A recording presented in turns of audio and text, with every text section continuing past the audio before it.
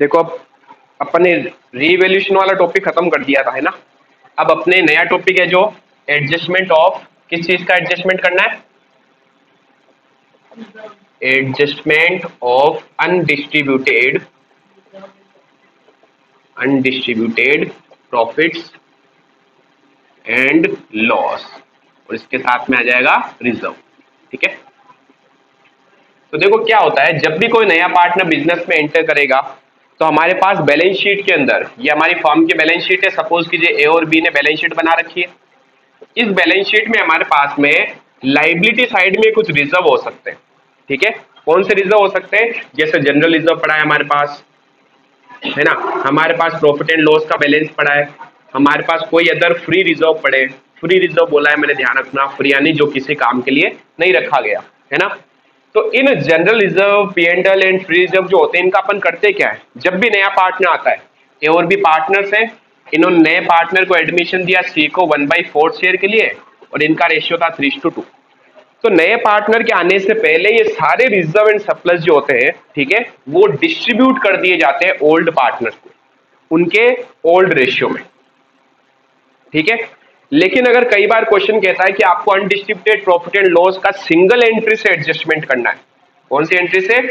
Single entry से, यानी हम दो तरीके से इसका एडजस्टमेंट कर सकते हैं। पहला, कुछ नहीं बोल रहा है तब तो डिस्ट्रीब्यूट कर दो। अच्छा, डिस्ट्रीब्यूट करने पर क्या एंट्री होगी? ये सारी चीजें हमारी लाइबिलिटीज में, इनको फिनिश करना है। लाइबिलिटीज क्रेडिट करने से बढ़ती है, डेबिट करने से कम होती है। लाइबिलिटीज को खत्म करना है तो क्या एंट्री करूंगा? Reserve account debit. ठीक है, अगर हमारे पास पी&एल पड़ा है तो profit and loss account debit. कोई अदर फ्री रिजर्व पड़े तो फ्री रिजर्व अकाउंट डेबिट। और 2 में क्या आ जाएगा? To old partners capital account, पुराने पार्टनर, ठीक है, उनके पुराने रेशियो में। बट अगर क्वेश्चन हमें ये कहता है कि आपको इनको फिनिश नहीं करना, या हमें इन रिजर्व एंड सरप्लस को बुक्स में शो करना है, शो करना मतलब क्या है, क्या मैं इसको खत्म कर सकता हूं? क्या नहीं कर सकता।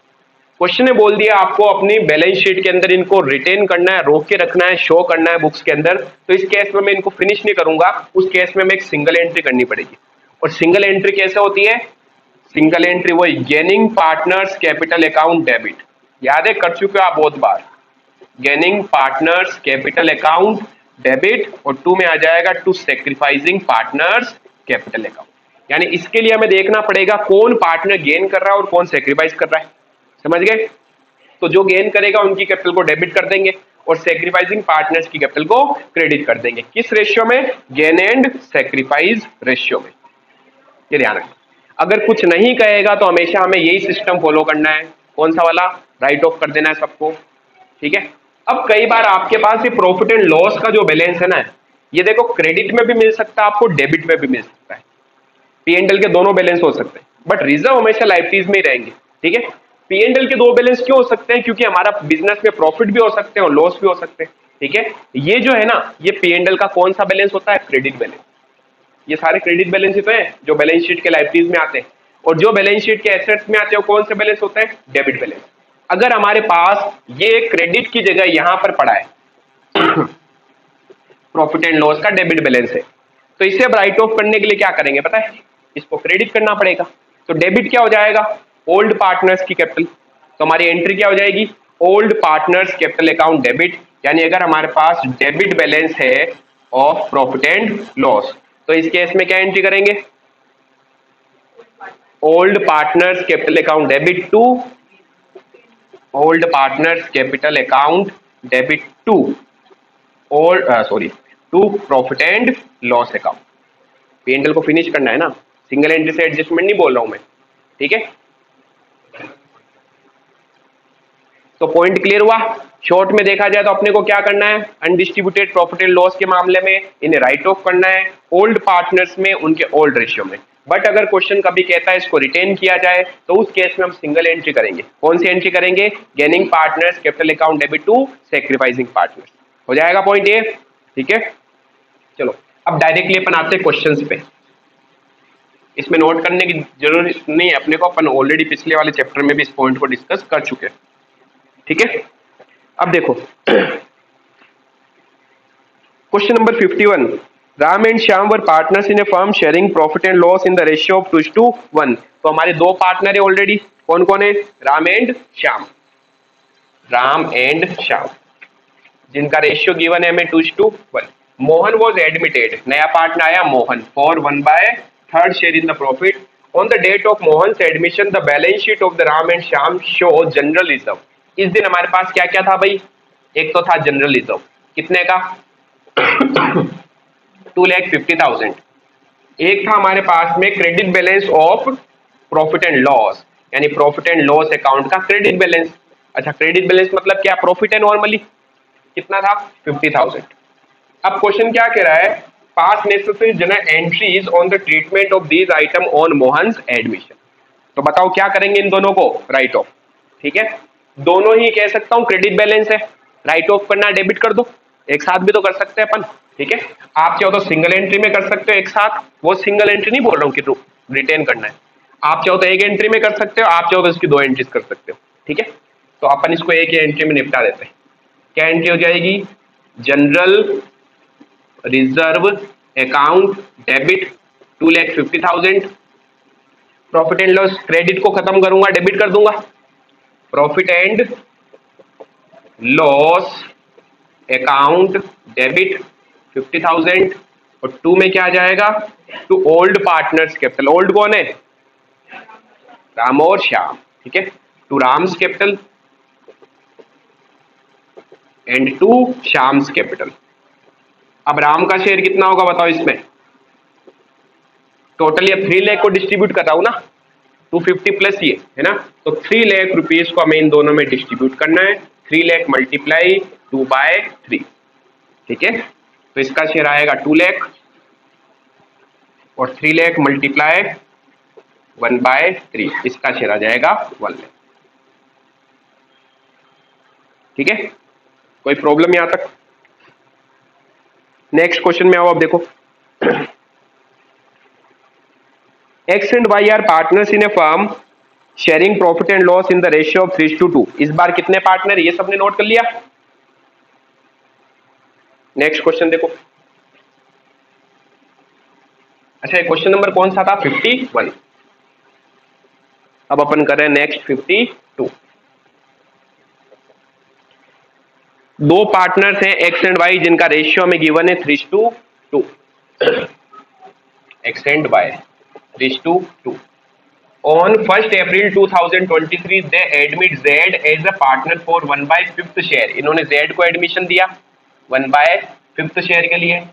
On that day there was a balance of 1,50,000 in general reserve। हमारे पास इस दिन क्या पड़ा था? एक तो जनरल रिजर्व पड़ा था, कितने का था? 1,50,000 का।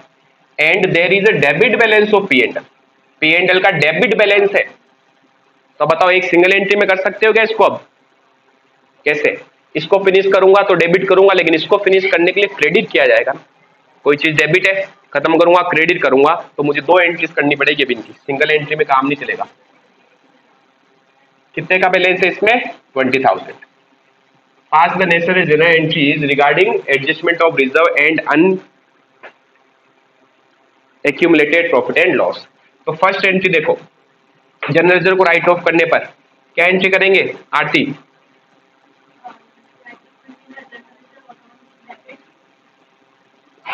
General reserve account debit 1,50,000 to किन पार्टनर्स को दे दूंगा? ओल्ड पार्टनर्स को। To X capital account, to Y's capital account. 3:2 में डिस्ट्रीब्यूट कर दें। 150 इंटू 3/5 90,000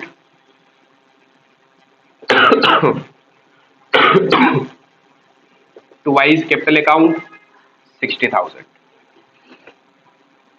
अच्छा, नरेशन क्या हो जाएगा इसका? Being general reserve distribute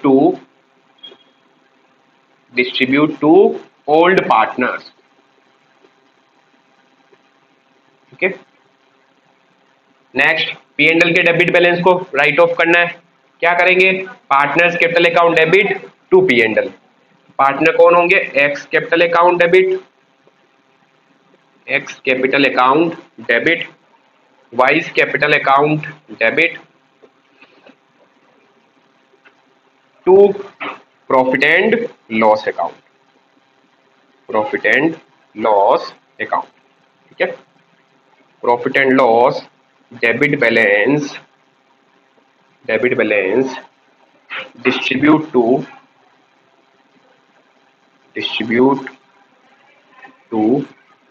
old partner, ठीक है। कितना था 20,000, इस 20,000 को डिस्ट्रीब्यूट कर देंगे 3:2 में, क्या आया 12 और 8 12,000 8,000।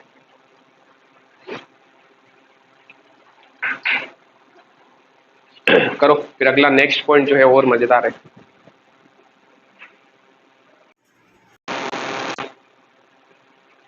देखो अब ये तो नॉर्मल पॉइंट्स थे हमारे पास में जनरल रिजर्व और पी&एल वाले, एक हमारे पास कुछ स्पेशल रिजर्व होते हैं।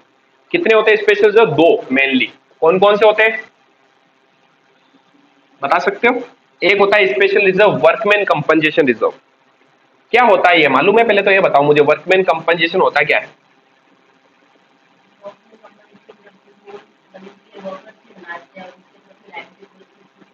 यस, वर्कमैन कंपनसेशन रिजर्व हम स्पेशली तैयार करते हैं हमारे वर्कर्स के लिए, ठीक है। और जैसे कि कभी सडनली हमारे बिजनेस में एक्सीडेंट हो जाए, वर्कर को चोट लग जाए, कुछ भी हो जाए, तो उसको पैसे देने पड़ते हैं, है ना। या कुछ और अदर रीजंस भी हो सकते हैं जिसकी वजह से हमें लाइबिलिटी बनती है कि हमें एम्प्लॉयज को कुछ अमाउंट पे करना है, ठीक है। इसलिए आप पहले से इसके लिए क्या करते हो, रिजर्व बना के चलते हो। अब सपोज कीजिए मैंने कहा कि हमने रिजर्व बना रखा 1,00,000 रुपीज। कितने का रिजर्व बना रखा है? 1,00,000 रुपीज। अब जब भी कोई नया पार्टनर आता है तो इस रिजर्व पे भी जैसे पुराने जनरल रिजर्व की तरह राइट होता है ओल्ड पार्टनर्स का, वैसे इस पे भी ओल्ड पार्टनर्स का राइट है।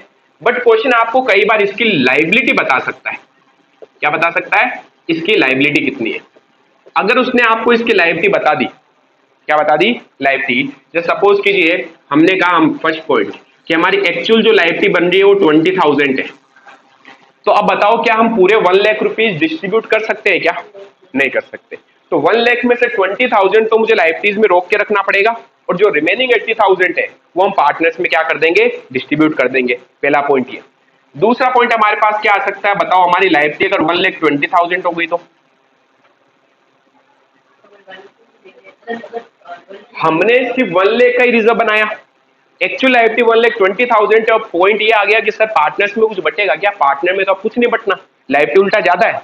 तो इस केस में हमारे पास में 20,000 जो एक्स्ट्रा अमाउंट है ना वो अपन को बनाना पड़ेगा। और कहां से बनाएंगे अपन? रीवैल्यूएशन अकाउंट से, रीवैल्यूएशन अकाउंट से। आ रहा है समझ में? तो ये दो कंडीशन हो सकती है। तीसरी कंडीशन हमने कहा बताओ एक्चुअल लाइबिलिटी कुछ है ही नहीं, नील, तो पूरा ही 1,00,000 फ्री पड़ा है, डिस्ट्रीब्यूट कर दो। इसलिए मैंने वहां पर वर्ड यूज लिया था फ्री रिजर्व, यानी अगर फ्री होगा तो अपन डिस्ट्रीब्यूट करेंगे, नहीं होगा तो हम नहीं करेंगे, ठीक है। तो ये हमारे पास सिंपल से पॉइंट है, ऐसे पॉइंट हमारे पास आ सकते हैं, ठीक है। अच्छा, इस केस में बताओ क्या होगा? अगर 20,000 ही एक्चुअल लाइबिलिटी है तो जनरल एंट्री अगर अपने को करनी है, क्या करेंगे? इस रिजर्व को तो पूरा फिनिश करना है। Workman compensation reserve account debit, ये पूरा 1,00,000 से फिनिश हो जाएगा। टू में हमें लिखना है to liability for workman compensation. कितनी लाइबिलिटी? 20,000। तो ये लाइबिलिटी तो रोक दो 20,000 की, और बाकी 80,000 जो बच गए वो क्या करेंगे? ओल्ड पार्टनर्स के कैपिटल में डाल देंगे, ठीक है। To old partners capital account 80,000। इस केस में क्या होगा? 20,000 अपने को बनाना पड़ेगा उल्टा रिवोल्यूशन से।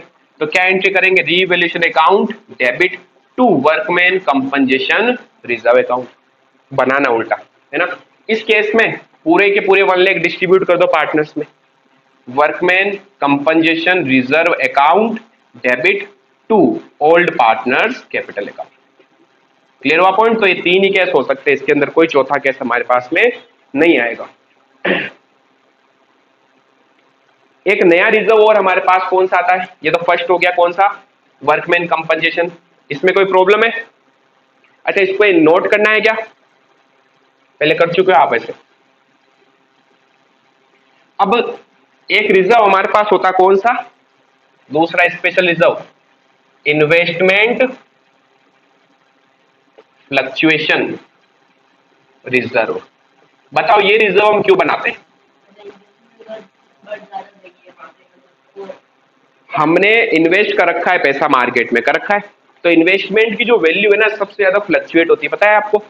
इन्वेस्टमेंट हमने कर रखा है, उसकी मार्केट वैल्यू कम ज्यादा होती रहती है, तो हमें रिस्क लग रहा है कि भाई हमारे इन्वेस्टमेंट की वैल्यू कम नहीं हो जाए, तो इसलिए हमने क्या किया, पहले से रिजर्व बना दिया कि अगर इन्वेस्टमेंट की वैल्यू कम होगी तो उसको मैं इस रिजर्व में से यूज ले लूंगा। तो ये भी रिजर्व जो है फालतू नहीं होता है। अब जब भी इस रिजर्व को डिस्ट्रीब्यूट करना होगा नए पार्टनर के आने पर, तो हमें पहले देखना पड़ेगा कि हमारे इन्वेस्टमेंट की मार्केट प्राइस क्या। सपोज करो एक एग्जांपल दे रहा हूं हमने इन्वेस्टमेंट फ्लक्चुएशन रिजर्व बना रखा है 50,000, ठीक है। अब कंडीशन नंबर ए, अच्छा, एंड हमारे पास साथ में इन्वेस्टमेंट भी है। इन्वेस्टमेंट कितने के हमारे पास? सपोज कीजिए मैंने कहा 6 लाख रुपए के हमने पैसा इन्वेस्ट कर रखा है। अब कंडीशन नंबर 1 क्या होती है? अगर हमारे इन्वेस्टमेंट की जो मार्केट प्राइस है वो क्या क्या हो सकती है? मैंने कहा हमारे इन्वेस्टमेंट की मार्केट प्राइस हो गई 7 लाख। अब बताओ भाई इस केस में क्या करेंगे? 6 लाख इन्वेस्टमेंट थे, मार्केट प्राइस क्या हो गई है? 7 लाख रुपए मार्केट प्राइस हो गई। तो अब आपको नहीं लगता ये तो फालतू पड़ा रिजर्व? इस रिजर्व को डिस्ट्रीब्यूट कर देंगे किसमें? पार्टनर्स में। अच्छा, इस मार्केट प्राइस का क्या करेंगे जो 1 लाख बढ़ गई? इसका रिवोल्यूशन करेंगे। तो इस केस में दो दो चीजें ध्यान रखनी है, मार्केट प्राइस कम ज्यादा होने पर उसकी भी तो एंट्री की जाएगी। तो इस केस में हमारी फर्स्ट एंट्री तो हो जाएगी इन्वेस्टमेंट अकाउंट डेबिट। इन्वेस्टमेंट बढ़ा दी हमने कितने से? 1 लाख रुपीज से। और 2 में क्या लिख देंगे, कहां से बढ़ते हैं? Revolution, sorry investment revolution account से, ठीक है। अब जो फालतू पड़ा था रिजर्व उसको डिस्ट्रीब्यूट कर दो। तो क्या एंट्री करेंगे? Investment fluctuation reserve account debit, और 2 में क्या आ जाएगा? 2 again old partners capital account. 50,000 50,000। Condition number 2 बताओ भाई क्या हो सकती है? अगर हमारे इन्वेस्टमेंट की मार्केट प्राइस जो है, इन्वेस्टमेंट की मार्केट प्राइस जो है वो हो गई है 5 लाख। अब क्या होगा? कम कितना कर सकते हैं अपन? हमें 1 लाख रुपए वैल्यू कम हो गए, 1 लाख में से 50,000 तो ये रिजर्व है, इसमें से यूज ले लेंगे।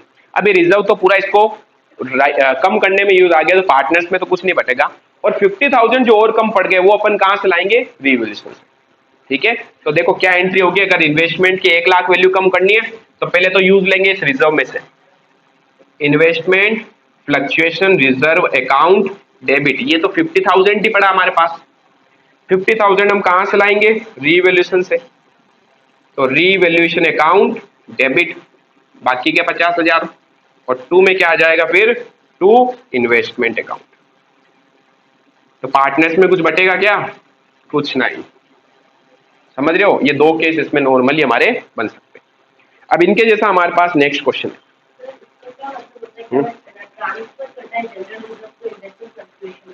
तो जनरल रिजर्व जो पड़ा है उसको इन्वेस्टमेंट फ्लक्चुएशन रिजर्व में डाल दो, जनरल रिजर्व कम करो, इन्वेस्टमेंट फ्लक्चुएशन रिजर्व को इंक्रीज करो।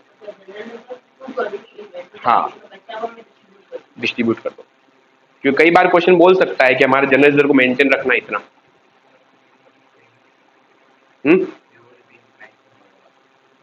तो आपने कहीं ना कहीं गड़बड़ करी है। हाँ, ये मैच नहीं होगा, क्योंकि ये अदर करंट एसेट्स में 250 लाख रुपीज है ना, ये डिस्काउंट वाले थे। हाँ, ये अलग से आएंगे, मैंने बोला भी था इसको मैच मत करो। चलो अब देखो क्वेश्चन नंबर 52, इसमें आपके अप्रोक्स सारे पॉइंट्स आ जाएंगे।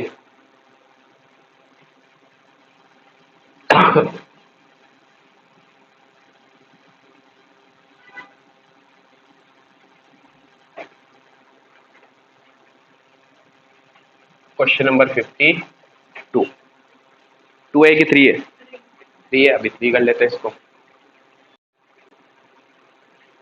क्वेश्चन नंबर 53, देखो क्या लिखा हुआ है इसमें, कुछ 4-5 पॉइंट दिए हुए हैं आपको। फर्स्ट पॉइंट है XYZ पार्टनर्स हैं जिनका रेशियो गिवन है आपको कितना? 5:3:2। X, Y and Z are partners in the ratio 5:3:2. They admit W as partner for 1/6 share. इन्होंने W को एडमिट किया 1/6 शेयर के लिए। जिस दिन इनके पास में देखो क्या क्या पड़ा था, इनके पास पड़ा था एक तो जनरल रिजर्व 36,000 का, इनके पास पड़ा था कंटीजेंसी रिजर्व 6,000 का, इनके पास पड़ा था प्रॉफिट एंड लॉस का। अच्छा ये कौन सा बैलेंस है प्रॉफिट एंड लॉस का? क्रेडिट बैलेंस, लाइफ की साइड में है, ये सब क्रेडिट बैलेंस ही होते हैं। एक हमारे पास एसेट्स में एडवर्टाइजमेंट सस्पेंस अकाउंट है भाई, पता है इसका भी क्या करते हैं? डिस्ट्रीब्यूट। अगर हमारे पास में ये अनडिस्ट्रीब्यूटेड लॉस है ना, तो इसको भी अपन क्या करेंगे, अगर प्रीपेड एक्सपेंस एडवर्टाइजमेंट एक्सपेंस से कुछ पॉइंट दिए हुए उनको भी अपन डिस्ट्रीब्यूट कर देते हैं एडवर्टाइजमेंट एक्सपेंस। तो ये हमेशा डेबिट साइड में पड़ा है, इसको खत्म करना है 24,000। ठीक है, क्वेश्चन कह रहा पास द नेसेसरी जनरल एंट्रीज, तो सबसे पहले फर्स्ट एंट्री, इन तीनों को तो साथ में शामिल करके खत्म कर सकते हैं अपन, क्योंकि क्रेडिट है, क्रेडिट को खत्म करना क्या करेंगे? डेबिट। तो जनरल रिजर्व अकाउंट डेबिट 36,000, तो ये कंटीजेंसी रिजर्व भी अपन फिनिश कर देंगे, contingency reserve account debit 6,000, profit and loss account debit 18,000। To में क्या आ जाएगा? To old partners capital, to X capital account, to Y's capital account and to जेड्स कैपिटल अकाउंट।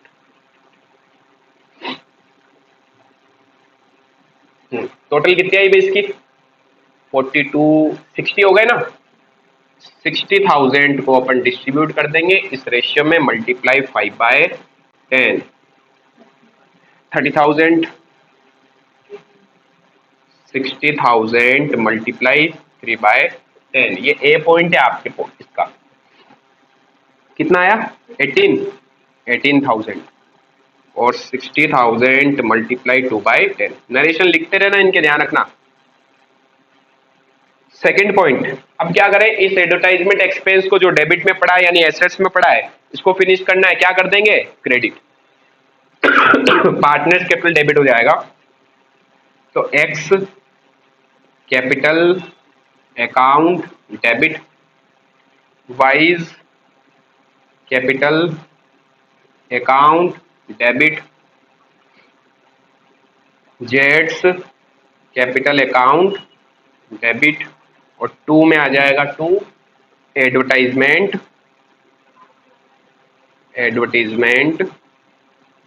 Suspense account.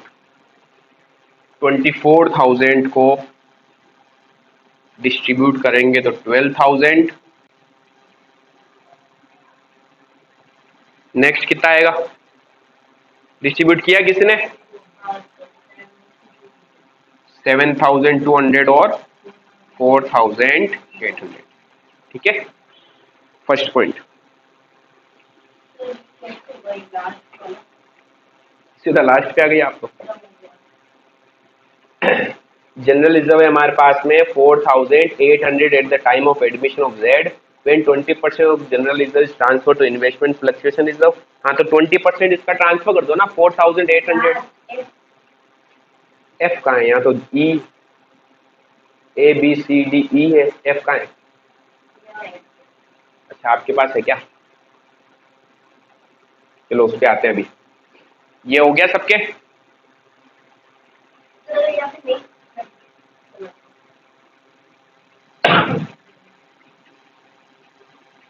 ये हो गया हमारे पास ए पॉइंट। अब आते हैं बी पॉइंट पे। बी पॉइंट कह रहा है give the general entries to distribute workman compensation reserve. हमारे पास वर्कमैन कंपनसेशन रिजर्व है भाई। ठीक है, पार्टनर वही चल रहे हैं एक्स वाई जेड, जिनका रेशियो है यहाँ लिख देता हूँ, एक्स वाई जेड, जिनका रेशियो गिवन है 5, 3 and 2। नया आया W 1/6 शेयर के लिए। वर्कमैन कंपनसेशन रिजर्व पड़ा अपने पास, workman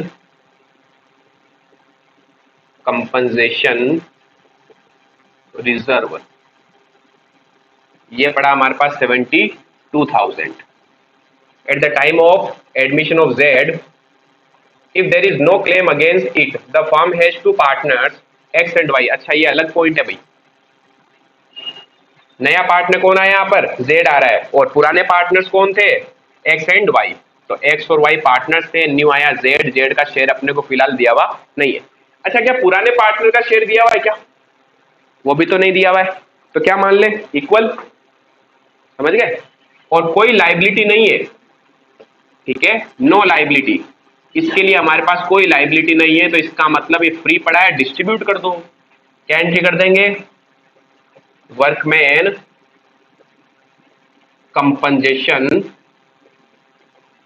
compensation reserve account debit 72,000 to X capital account to Y's capital account.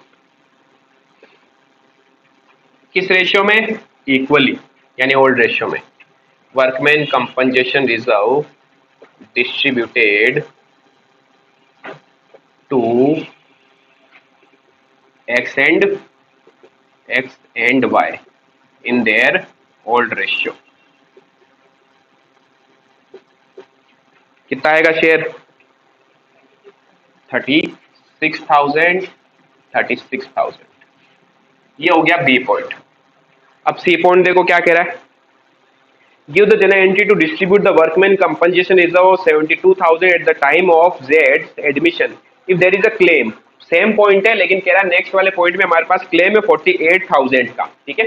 तो सेम पॉइंट, सारा डिटेल सेम है, बट हमारे पास क्लेम पड़ा है कितने का, 48,000।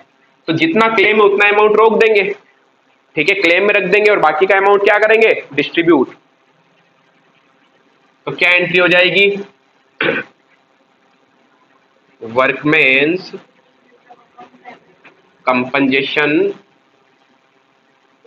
कंपनजेशन रिजर्व अकाउंट डेबिट। पहले इसमें रखेंगे कितना, 72 पूरा, यानी वही वाला क्वेश्चन है ना। टू में, टू लाइबिलिटी फॉर, या आप क्लेम भी लिख सकते हो, to liability for workman compensation reserve 48,000। तो 72 में से 48 गए, 12 बचे, 24,000। इस 24,000 को हम डिस्ट्रीब्यूट कर देंगे किसमें, एक्स और वाई में, टू एक्स कैपिटल है इनटू वाइज कैपिटल अकाउंट। 12,000, ठीक है। सी पॉइंट भी हो गया। अब डी पॉइंट हमारे पास इन्वेस्टमेंट फ्लक्चुएशन रिजर्व वाला है, रब कर दूं,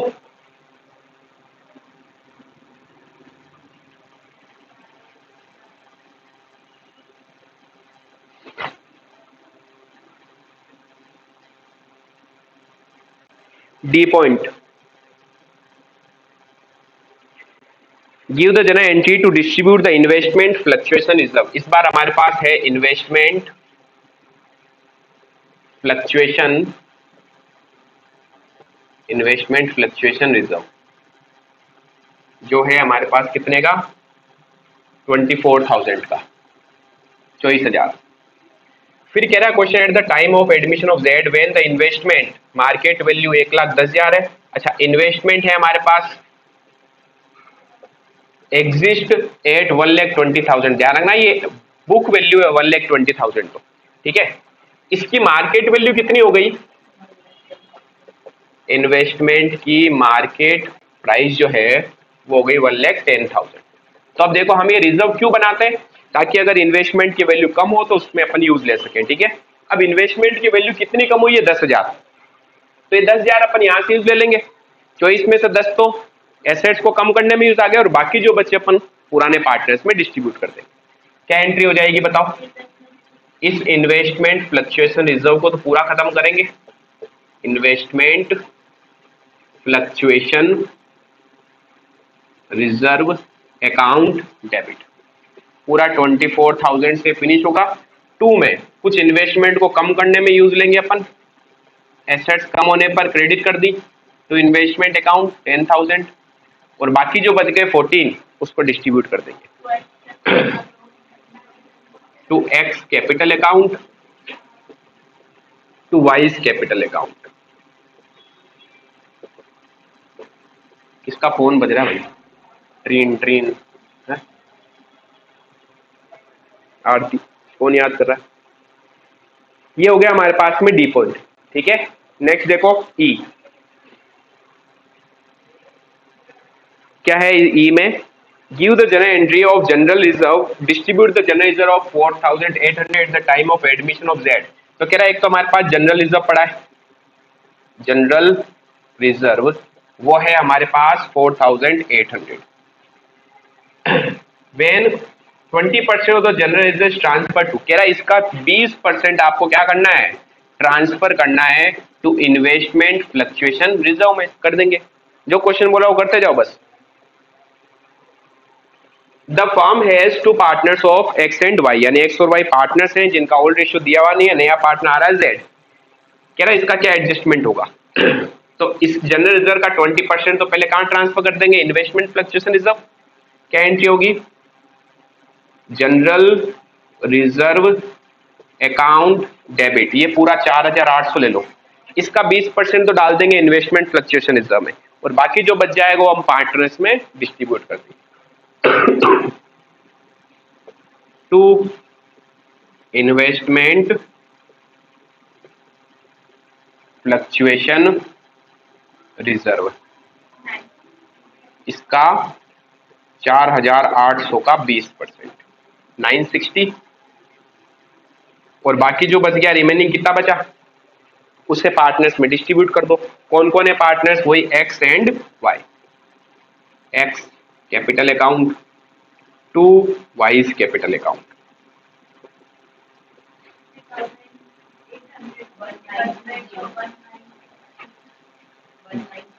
वन नाइन टू जीरो।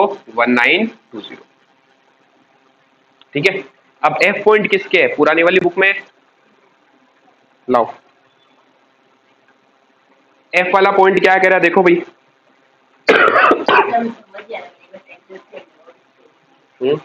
इसको तो रफ कर दूं।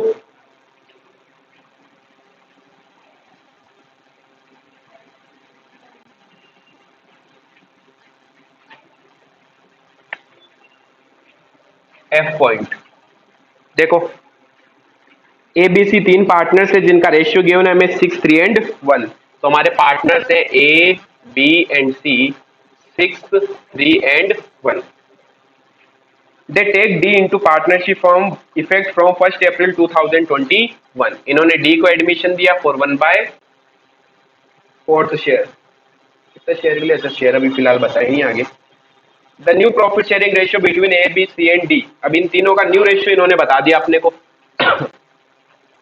ए बी सी एंड डी क्या रेशियो इनका?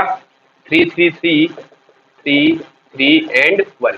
तो बताओ डी का शेयर क्या आएगा? 1/10। ये शेयर है ना, इससे पता चल गया अपने को।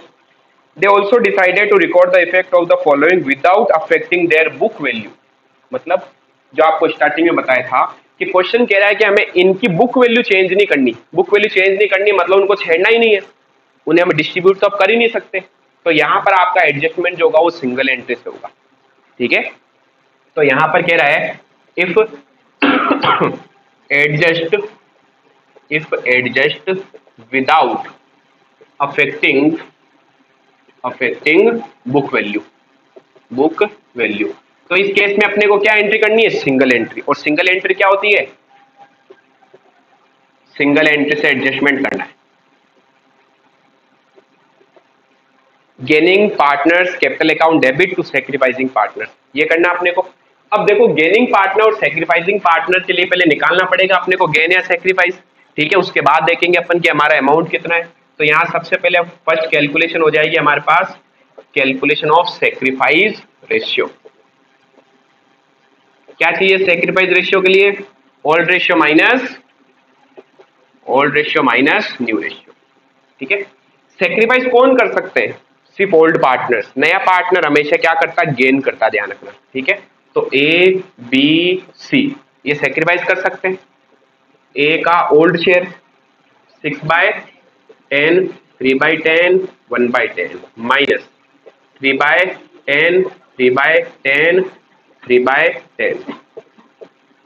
एलसीएम लेंगे 6 - 3 तो ये आएगा 3/10। तो ये तो कर रहा है सेक्रीफाइस, कितना सेक्रीफाइस कर रहा है 3/10 का, ये साफ ही दिख रहा है 3 - 3 यानी 0/10।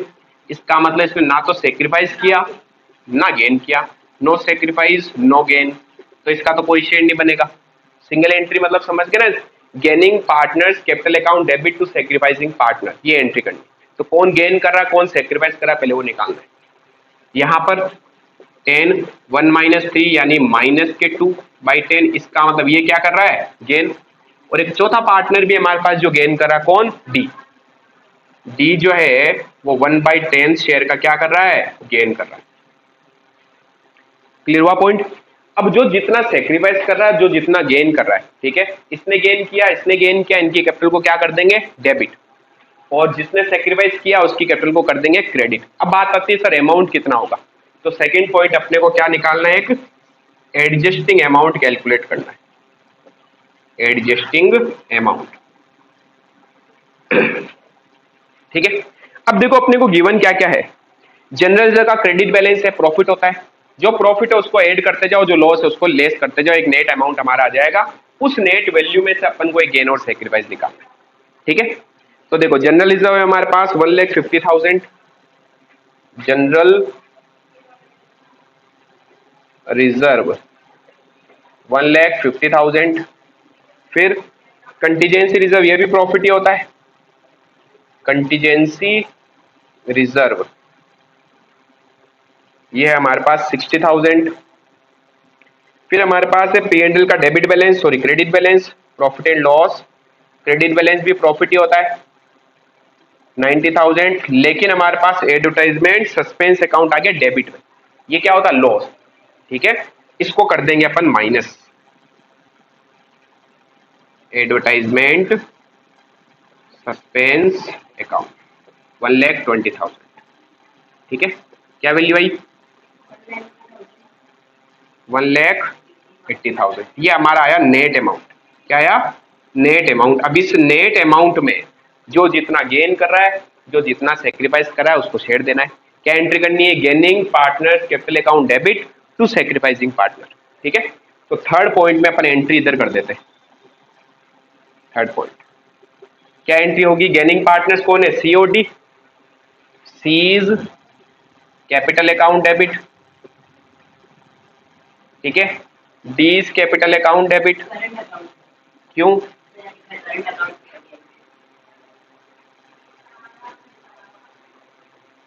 बोला इसने, ओके, क्वेश्चन खुद ही कह रहा करंट अकाउंट से करनी है तो कर लो। C's current account debit, D's current account debit, to में क्या जाएगा, टू एज करंट अकाउंट। जो गेन कर रहा है उसको डेबिट करो, जो सेक्रीफाइस कर रहा है उसको क्रेडिट करो, टू एज करंट अकाउंट, और जो कुछ नहीं कर रहा उसको छेड़ो ही मत। अमाउंट कितना आएगा, इस अमाउंट में जिनका गेन ले लो और सेक्रीफाइस ले लो। ठीक है, तो 1,80,000 में सी ने किया था गेन 2/10 शेयर 36,000। ठीक है, डी का गेन 1/10 अगेन 1,80,000 मल्टीप्लाई 1/10 18,000। ठीक है, और 1,80,000 मल्टीप्लाई 3/10 कितना आ गया टोटल 54,000। इसको बोलते हैं सिंगल एंट्री से एडजस्टमेंट। ठीक है, ये हो गए आपके अनडिस्ट्रीब्यूटेड प्रॉफिट एंड लॉस के सारे पॉइंट्स। कोई डाउट है तो बताओ।